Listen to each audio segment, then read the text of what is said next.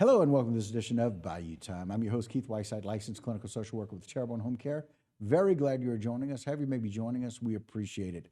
And always glad joining me back in the studio again, Earl Eues. Earl, thanks for joining us. Hey, Keith, it's good to be here this evening. We appreciate it. And Earl, of course, Director of Terrebonne Parish Office of Homeland Security and Department of Emergency Preparedness.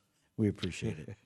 It's one of those things, you and I have talked about this for many, many months, that at one point, COVID is going to become like the flu. And we don't have a lot of COVID updates, but we have some flu updates. And if we just simply done some things like we were doing for COVID, we may not have as many flu updates. Let's just talk about how those two impact each other. Yeah, well, right now we're seeing a lot of flu cases in the area. We're also seeing an increase in RSV in children. Right. 2 years ago, everybody was like, well, what happened to the flu? It's no longer here. I mean, we didn't have many flu cases during COVID. And pretty much that was because of the protections we were using, the masking and social distancing, and we wasn't shaking everybody's hands and hugging everybody. And now we're back to that, and that's why we're seeing an uptick in the flu. And so it's never too late to get a flu shot.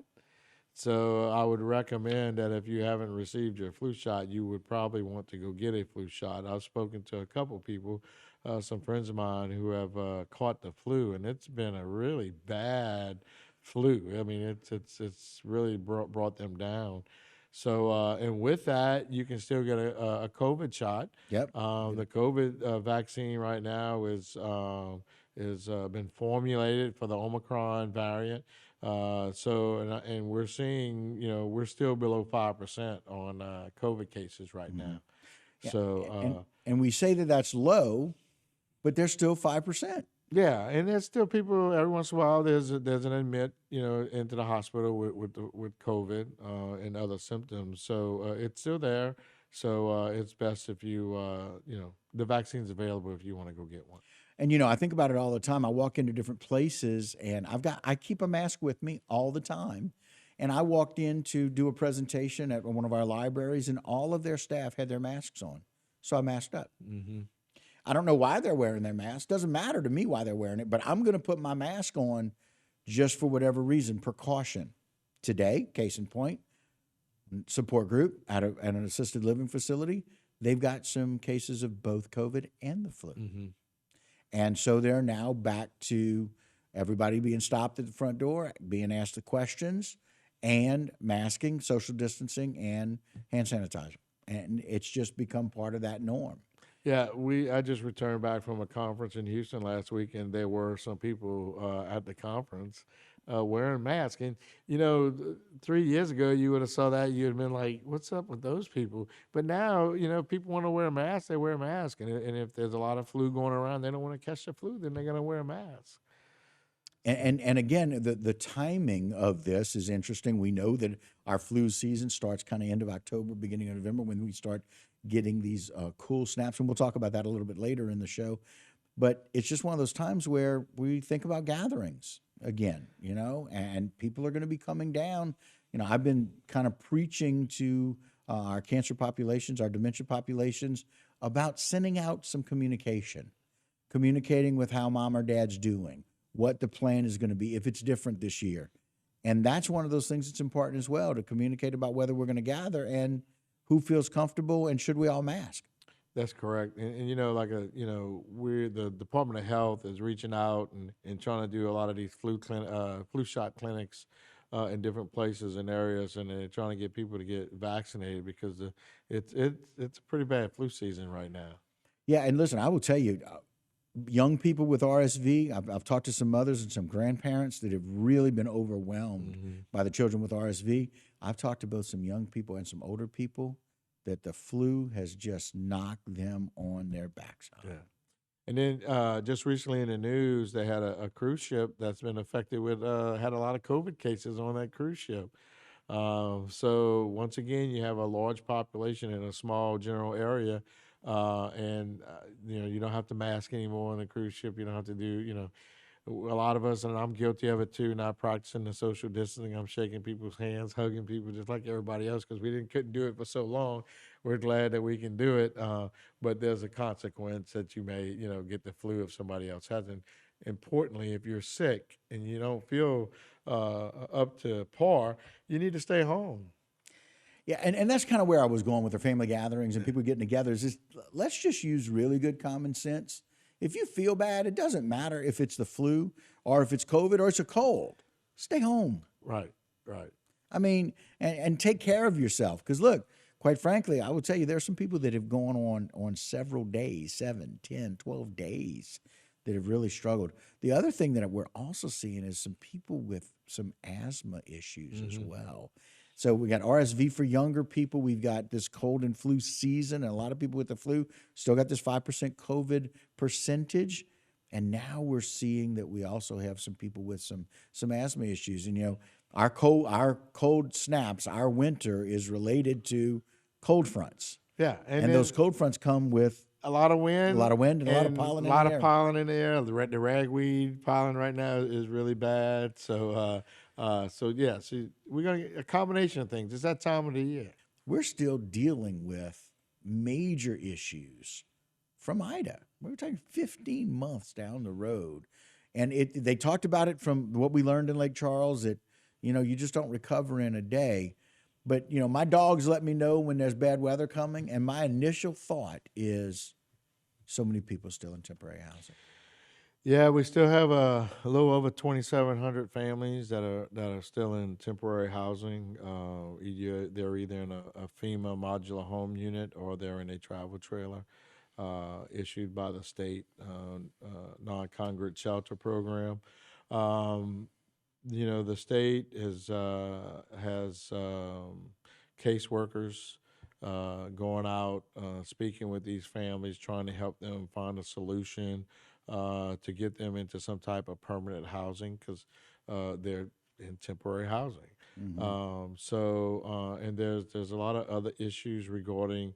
The temporary housing issue. One of the issues is we don't have the housing here that was available before Ida. During the break you mentioned we don't have the elderly housing that we had. I mean, we still don't have Bayou Towers back up and Right. running. We still have units at Senator Circle that's not inhabitable. I kind of feel like we're in a housing crisis on getting affordable housing for these people that are in temporary housing. And then trying to get some of the workers in, because we just don't have enough of the workers in the area to get all the work done. We have workers coming in from different places. We still have multiple hotels that are not in service. We have several just on MLK. Yeah, we have three hotels on MLK that haven't reopened yet. I spoke to somebody the other day, and they were talking about what the room rates were here in town, and the room rates have gone up quite substantially because of supply and demand. There just aren't that many hotel rooms that are available. Yeah, we even talk about people coming in from out of town, and it's interesting. We go back to this idea about holidays and getting together and being careful and being protective. But if you had a large family event, we like our holiday rituals, if you will. There's certain things that we do that we may not be able to do again this year, even with less COVID restrictions, with 15 months after a major hurricane. A lot of things, if you have family coming in and not all of the house is finished or fixed. That's correct. Well, they may not be able to stay in a hotel or, so people are having to kind of rethink what they do. And again, trying to get people into some permanent housing when we don't even have enough hotel space for temporary housing. Yeah, a lot of the contractors have left this area already. People are trying to utilize as many local contractors as possible, but they can only do so much. They can only take on so much work. So people are still waiting. I'm one of them on getting repairs done. Second that. And it's all interior repairs, but as soon as a contract, but I'm not the only one. There's lots of people, and then, but I'm hearing a lot of good stories. People are talking about they're getting back into their homes and they've been repaired, and hopefully they'll be in for the holidays, and it's taken a year for some people to get their lives back in order, and hopefully this holiday season they'll have a little bit of normalcy. Those that can, but we need to remember those that are still suffering and still needing assistance during this holiday season. Yeah, we need to be able to reach out to those people and give where we can. You know, for those of us who are fortunate enough that our insurance has come through in some ways. You know, there's a lot of people. I think about the people that live across the street from my parents, and they got swindled, and just a company that lied and didn't wasn't forthright about what they were doing. I was so excited the day I saw that their roof went on, and I was even more excited that just a couple of days ago they had their storage unit opened, and they were cleaning and moving stuff back in the house. And we're seeing some improvement in town. You know, certain buildings that were irreparable. People are starting to knock those down and then clean up those little areas, and I'm seeing that all across the parish. It just takes a little while to get that done.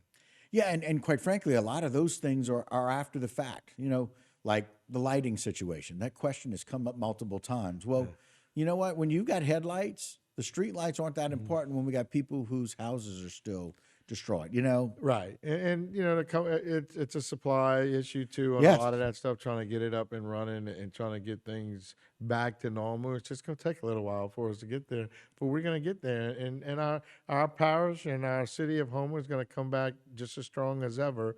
You know, within the next couple of years, Yeah. if And not sooner. right. It's going to take a little while. We just need to be patient. And like you said, we need to celebrate those little things. I can tell you, first night that I was able to sleep in my house again, that's a good night. Oh yeah, You oh know? yeah, and I just hope that other people will be able to do the same thing soon. And like I said, the state and FEMA, we still have FEMA personnel present. here, present. So you know, the help is still here. They didn't run off to the other disasters. Right. Or they were able to have enough staff to do both. That's correct. Which is what we appreciate very, very much. I guess I can say it. You know, I think we're going to make it through this season without a storm. We still have to go through November 30th, but it's pretty likely that we won't have a storm Looking good. because of the fronts coming down. But, Right. I was concerned, just like everyone else was concerned this season, about getting a back-to-back hurricane. You know, with this hurricane season, thanks to God, we didn't have a system that affected us where we would have to do some evacuations and stuff. So now it's time, you know, at the end of the hurricane season, we have 6 months to the beginning of the hurricane season, which will be June 1st. I know nobody wants to talk about it, but now is the time to start making sure, you know, check through your kits and make sure everything's up to date. And some of you may have gotten gasoline to store up for the hurricane season. Now's the time to probably put the stabilizer in it if you're not going to use it. But you know, you probably should use it in your car if you can. What do you mean by put a stabilizer? So they make a gasoline stabilizer that you can put in gasoline, like in storage cans.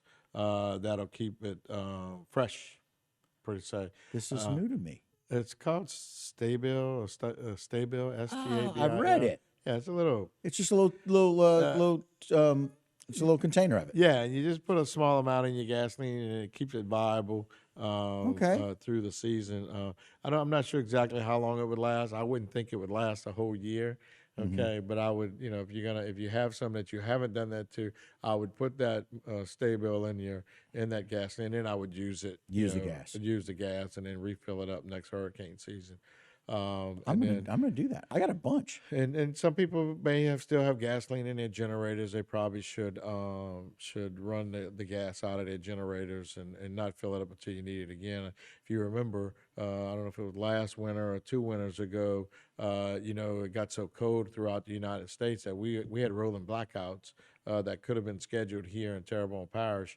So there is some possibility that you may need your generator in the wintertime.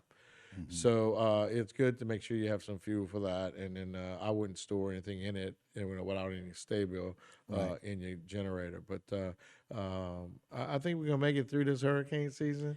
And I don't ever hear you say that until we really get to that day, and so that's exciting. I mean, theoretically, we got 15 more days, Right. okay, but I think we're gonna make it through, and I'm just happy for myself and for everybody else and the hard workers within this parish, for all our first responder agencies, that we got a little breather this year, that we didn't have to worry about a system, excuse me, affecting our parish. Yeah, I just, you know, it's just one of those things that I had difficulty watching. Had a lot of friends that I worked with and colleagues over in the Lake Charles area as that storm moved up north, affected a lot of people for a long way. And a lot of those people, I felt for them, and you know, my heart really went out to them. And then when we got hit with Ida, my heart hurt for all of us and myself. And I couldn't imagine this year. I was very poetic in my prayerfulness about that. And I just, you know, God's a good God. Our God is a very good God. I just really didn't want us to have to really deal with what would be re-traumatizing, Right. if you will. And so we're really blessed to have not had a name storm here this year. We you know, now that we're blessed and we didn't have a storm like we said in the other segment. There's still a lot of people that's affected by it. Yeah. We're coming along into the holiday season. We still, like I said, have 2,700 families that are still in temporary housing and trailer units and stuff. You know, if you have an organization that you can support that's giving additional help to these people that are staying in these temporary trailers, if you can do that, it would be well appreciated at this time. Again, this will be their second Christmas or holiday season that they're in a temporary trailer. Right. So, you know, in the kindness of your heart, if you have a little bit to give to a supporting agency, please think about that and do it for these families. Absolutely. And look, you can do that through, if you want to do some funds, you can always do that to the Terrebonne Churches United. Food bank. Yeah. The food bank. That's correct. And go, they could use the help. They can use volunteers. They can use money.